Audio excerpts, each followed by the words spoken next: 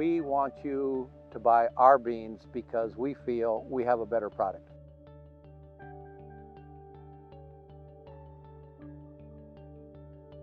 We farm with my wife, Monica, and our two sons.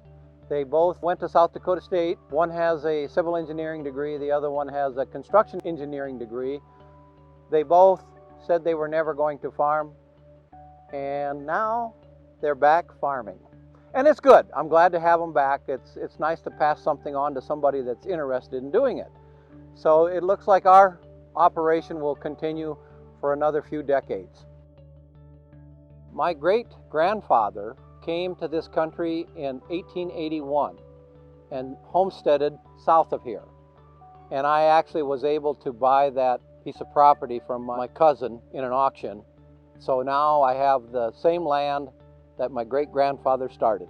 The fall before, we had a very difficult harvest. We had a lot of rain. I think we had the last soybean fields, we had to let them freeze up before we could get them harvested.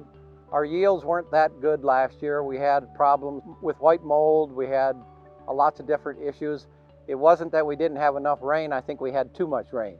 Now this last year, the season started out like it was going to be dry, and then we got a wet spell, so we couldn't get our corn planted. I think we stopped planting corn somewhere about the middle of May.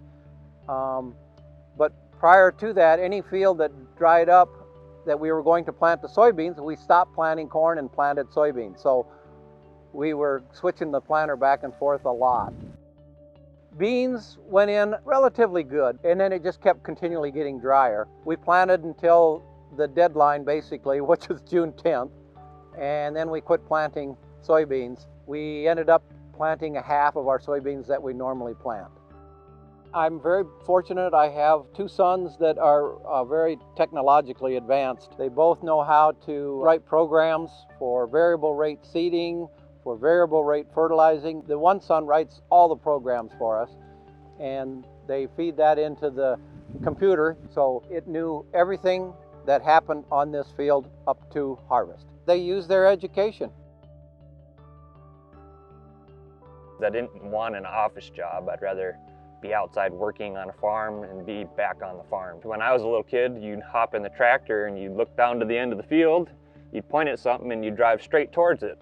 Now it's going towards technology where you hop in the tractor and you follow a geographic heading and you set it and you don't touch the steering wheel anymore. And I think the technology has made us become better farmers because we are more precise in what we do from our day-to-day activities.